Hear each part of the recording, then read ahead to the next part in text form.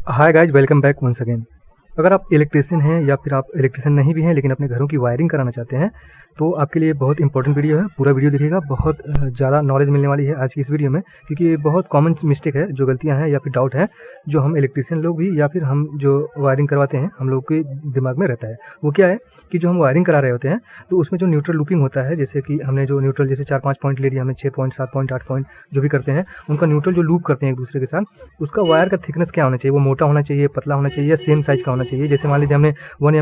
mm का wire जो use करा है पॉइंट के लिए, फैन के लिए, लाइट के लिए, सेम वायर जो हमें न्यूट्रल लूपिंग के लिए यूज़ करना चाहिए या उससे मोटा यूज़ करना चाहिए या उससे पतला यूज़ करना है, या किस तरह से उसको सेलेक्ट कर सकते हैं, पहली कंडीशन। दूसरी कंडीशन, अगर हम केबलिंग करते हैं, जैसे 4 कोर का हमारा केबल आता है, आर्मर केबल, जैसा आप स्क्रीन में देख रहे हैं, तो उसमें 2 कैटेगरी के वायर आते हैं। एक में तीनों फेस सेम रहेंगे और न्यूट्रल वाला पतला होता है, दूसरा चारों वायर जो है सेम साइज़ के होते हैं, थिकनेस सेम होती है। तो ये क्यों होता है, ऐसा कंडीशन क्यों आती है और इनका यूजेस कहाँ कहाँ कर सकते हैं, इन सारी डिटेल को आज की इस वीडियो में जानेंगे। तो बहुत इंटरेस्टिंग होने वाली है आज की वीडियो, तो पूरा देखिए और वीडियो अच्छा लगा तो लाइक कीजिए, शेयर कीजिए और चैनल पर नए हो तो सब्सक्राइब जरूर कीजिए। चलिए वीडियो में आगे बढ़ते हैं बिना देरी किए। सबसे पहले चीज़ जो हमें न्यूट्रल को लूप करने की बात आती है,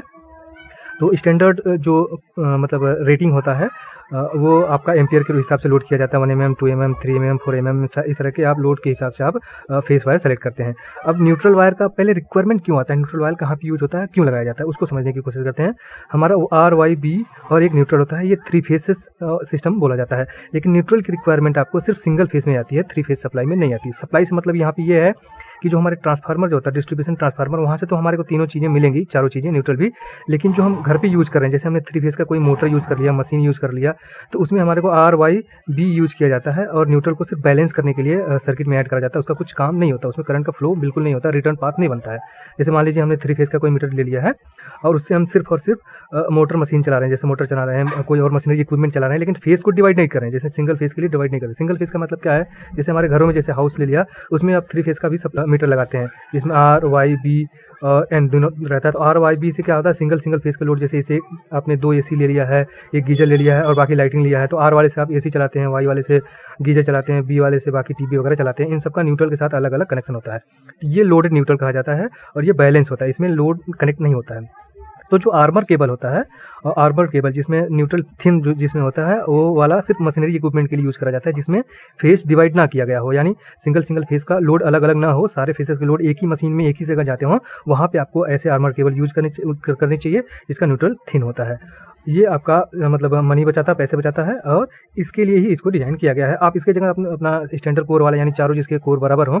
उसको भी यूज़ कर सकते हैं, लेकिन ये इसी के लिए डिज़ाइन किया जाता है। अब ये चारों जो यूज़ करे जाते हैं वो अपने घरों में यूज़ कर सकते हैं, जैसे आप अपने घर में यूज़ कर रहे हैं, 3 फेस का सप्लाई ले लिया आपने, लेकिन हर एक फेस के लिए सिंगल, क्योंकि जो हमारे लाइट, फैन, पंखे, AC बाकी चीज़ें जो फैन मतलब घरों के लिए यूज़ करी जाती हैं वो सिंगल फेस के लोडेड के लिए होते हैं, इसलिए हमारे न्यूट्रल को सेम साइज़ का रखना पड़ता है। इसको पतला नहीं रख सकते हैं क्योंकि इसमें रिटर्न पाथ ऑफ करंट हो सकता है, रिटर्न उतना, जैसे मान लीजिए हमने 10 एम्पीयर का रोल इस पर दिया, तो इसके थ्रू भी सर्किट जब कंप्लीट आएगा तो इन केस अगर न्यूट्रल वेरियर रहता है तो इस वायर में भी 10 एम्पीयर का करंट रिटर्न जाएगा, इसलिए हमारा न्यूट्रल मोटा रखना पड़ता है सिंगल फेस के डिविडेंड्स में जो यूज करे जाते हैं। अब हम वापस से अपने टॉपिक की तरफ आते हैं। अगर हम लूपिंग न्यूट्रल जो कर रहे होते हैं अपने घरों के लिए,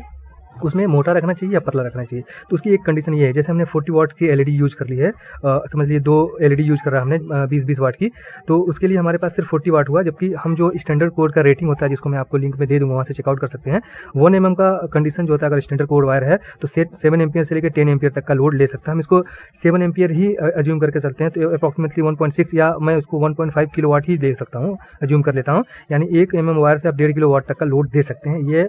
इसका लिमिटेशन होता है। तो आप देख रहे हैं कि 40 वाट मतलब बहुत ज़्यादा नहीं है, 40 वाट बहुत कम है, तो ऐसे में आप 1 mm का न्यूट्रल लूप कर सकते हैं। अगर आप 1.5 mm का लगाते हैं तो बेटर है, लेकिन रिकमेंडेशन नहीं है कि आप ऐसा कर सकते हैं, जैसे आपने 10 LED जो है 20-20 एम्पियर का लगाया आपने, सॉरी 20-20 वाट का, तो तकरीबन 200 वाट आ रहे हैं, तो उसके लिए आप सिंगल 1 mm का ही न्यूट्रल यूज़ कर सकते हैं, उसमें भी उतना ही सेम करंट आएगा, सेम वाट की एनर्जी जाएगी, तो आपको ज़्यादा न्यूट्रल को इंक्रीज़ करने की जरूरत नहीं। हाँ, अगर मल्टीपल लोडेड हैं, मल्टीपल चीज़ें हैं, जैसे फैन वगैरह यूज़ कर रहे हैं, तो अगर आपका 500 वाट से ज़्यादा हो जा रहा है तो उसमें आप डबल न्यूट्रल यूज़ कर लीजिए, या फिर सारों को चलाना है तो 1.5 mm का न्यूट्रल यूज़ कर सकते हैं।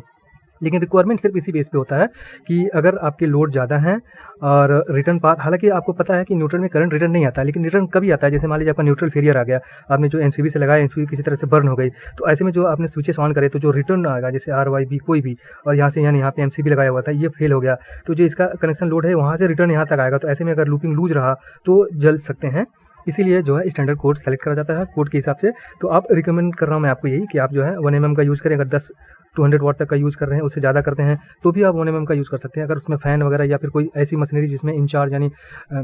हार्मोनिक्स जनरेट होते हों यानी स्पाइक्स जनरेट होते हैं तो आप 1.5 का यूज़ कर सकते हैं। वैसे रिकमेंडेशन सेम साइज़ का होता है। लो साइज़ का भी आप यूज़ कर सकते हैं। अब अंदाज़ा लगाइए, जो हमने बोला कि आपको 1.6 किलोवाट तक का लोड 1 mm दे सकता है, तो 0.75 mm भी यूज़ कर सकते हैं 200 वाट की कैपेसिटी के लिए न्यूट्रल। तो इस तरह से डिपेंड करता है, तो ज़रूरी नहीं है कि आप मोटा ही वायर यूज़ करें। तो ये सारी चीज़ें होती हैं। अगर आपको वीडियो हमारा पसंद आया, अच्छा लगा या उसमें कुछ आपको डाउट लग रहा है या फिर हमने कुछ गलती करी तो आप हमें सजेस्ट कीजिए, बताइए और आगे किस टॉपिक पर वीडियो चाहते हैं वो भी कमेंट कीजिए। तो आज के लिए इतना ही, मिलते हैं अगली वीडियो में, तब तक के लिए धन्यवाद।